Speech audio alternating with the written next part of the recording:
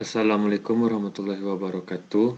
Perkenalkan, nama saya Adistira Cahya Ramdhani, NIM 211011270. Di sini saya akan menjelaskan tentang aliran sosiologi hukum dan antropologi hukum.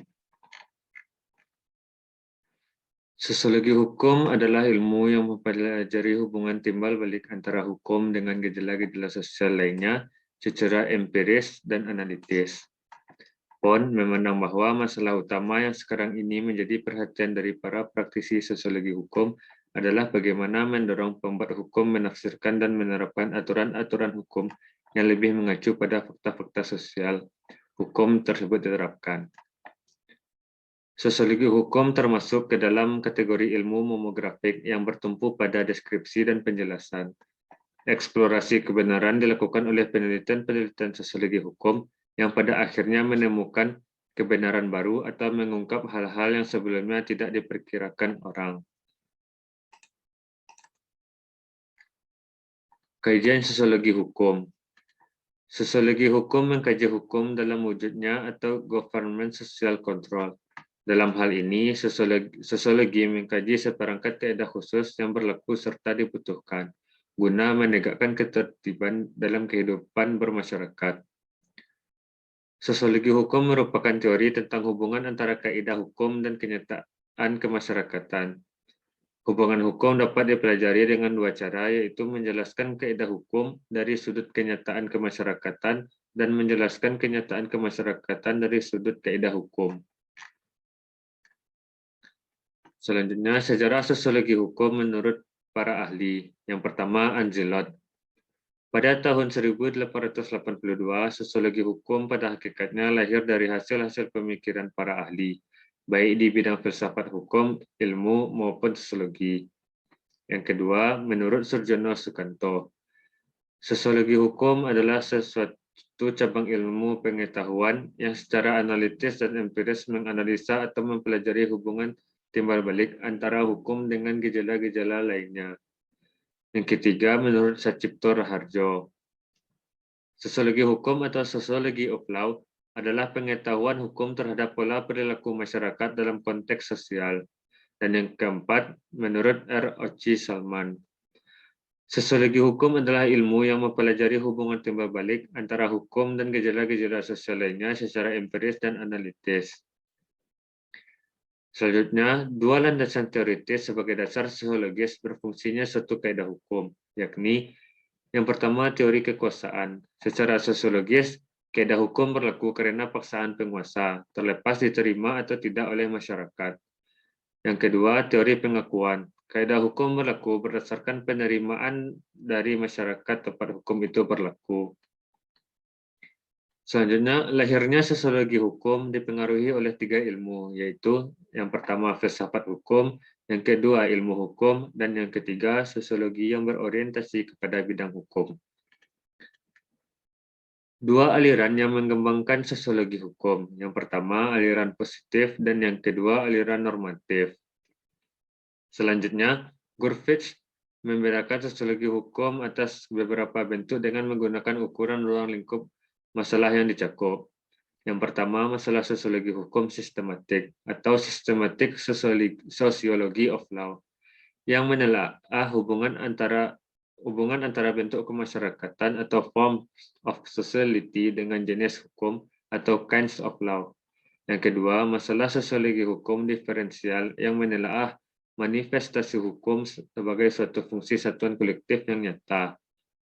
Yang ketiga, masalah sosiologi hukum genetik yang menelaah keteraturan sebagai tendensi dan faktor-faktor dari perubahan, perkembangan dan keutuhan hukum dalam satu tipe masyarakat tertentu.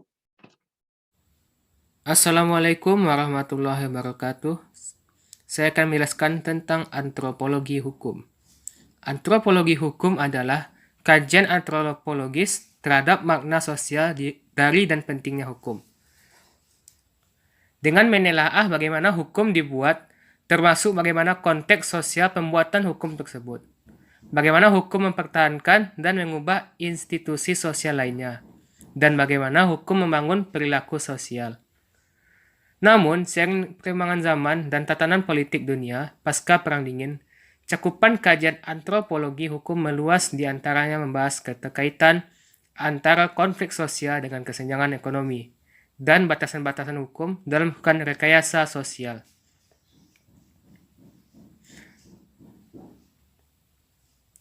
Akademisi Tobias Kelly menekankan perbedaan antara legal antropologi dengan antropology of law.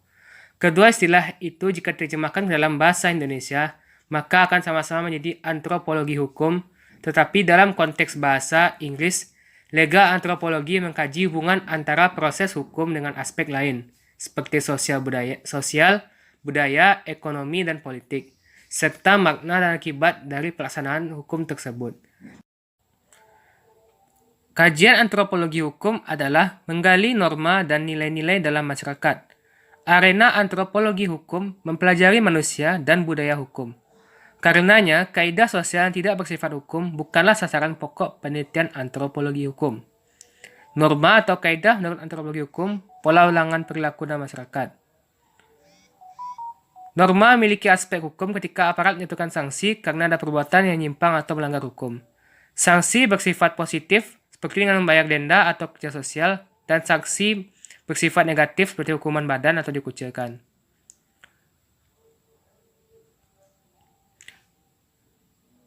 Hukum muncul dari peradaban manusia, di mana ada dua orang atau lebih, di situ ada hukum. Sifat keilmuan antropologi hukum yaitu yang pertama, antropologi hukum tidak membatasi pandangan pada kebudayaan tertentu. Yang kedua, antropologi hukum mempelajari masyarakat sebagai suatu keseluruhan yang utuh, di mana bagian-bagiannya saling bertautan. Yang ketiga, antropologi hukum modern tidak memusatkan perhatiannya hanya pada kekuatan sosial dan hal superorganis. Keempat, antropologi hukum memandang masyarakat secara dinamis, sehingga peranan sosial dan hukum tidak terbatas mempertahankan status quo. Kelima, antropologi hukum termasuk ilmu hukum yang empiris. Ada fase-fase sebelum terjadinya kajian antropologi hukum. Yang pertama itu fase pertama sebelum tahun 1880-an. Sekitar abad ke-15 atau 16 sampai 16, bangsa-bangsa di Eropa mulai berlomba-lomba untuk menjelajahi dunia. Mulai dari Afrika, Amerika, Asia hingga ke Australia. Dalam penjelajahan mereka banyak menemukan hal-hal baru. Mereka juga banyak menjumpai suku-suku asing bagi mereka. Mereka mencatat segala sesuatu yang berhubungan dengan suku-suku asing tersebut, mulai dari ciri-ciri fisik, kebudayaan, susunan masyarakat, atau bahasa dari suku tersebut. Bahan-bahan yang berisi tentang deskripsi suku asing tersebut kemudian dikenal dengan bahan etnografi atau deskripsi tentang bangsa-bangsa. Kemudian pada permulaan abad ke-19, perhatian bangsa Eropa terhadap bahan-bahan etnografis suku luar Eropa dari sudut pandang ilmiah menjadi sangat besar. Karena itu timbullah usaha-usaha untuk mengintegrasikan seluruh himpunan bahan etnografis. Fase kedua, tahun 1800-an. Pada fase ini, bahan etnografi tersebut telah disusun menjadi karangan-karangan berdasarkan cara berpikir revolusi masyarakat pada saat itu. Mereka menganggap bangsa-bangsa selain Eropa sebagai bangsa-bangsa primitif yang tertinggal, dan menganggap Eropa sebagai bangsa yang tinggi kebudayaannya. Fase ketiga, awal abad ke-20. Pada fase ini, negara di Eropa berlomba-lomba membangun koloni di benua lain seperti Asia, Amerika, Australia, dan Afrika. Dalam rangka membangun koloni-koloni tersebut, muncul berbagai kendala seperti serangan dari bangsa asli. Untuk itulah mereka mulai mempelajari bahan-bahan etnografi tentang suku-suku bangsa di luar Eropa, mempelajari kebudayaan dan kebiasaannya untuk kepentingan pemerintah kolonial. Fase keempat, setelah tahun 1930-an. Pada fase ini, antropologi berkembang secara pesat.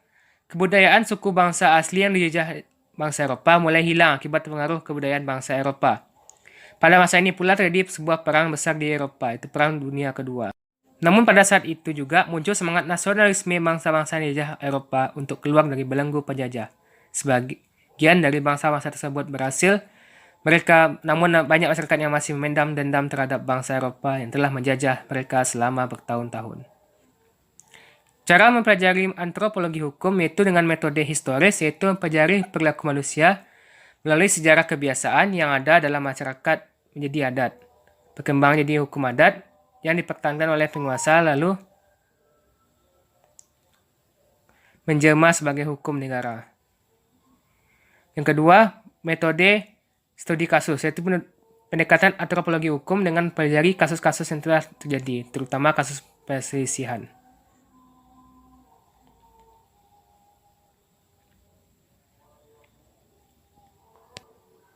Manfaat antropologi hukum.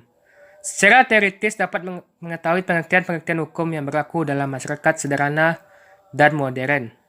Yang kedua, dapat mengetahui bagaimana masyarakat bisa mempertahankan nilai-nilai dasar yang dimiliki sekaligus mengetahui bagaimana masyarakat bisa melakukan perubahan-perubahan terhadap nilai-nilai dasar tersebut. Ketiga, dapat mengetahui perbedaan pendapat atau pandangan masyarakat atas sesuatu yang seharusnya mereka lakukan. Demikianlah yang bisa saya sampaikan tentang antropologi hukum. Jika ada kesalahan, mohon dimaafkan.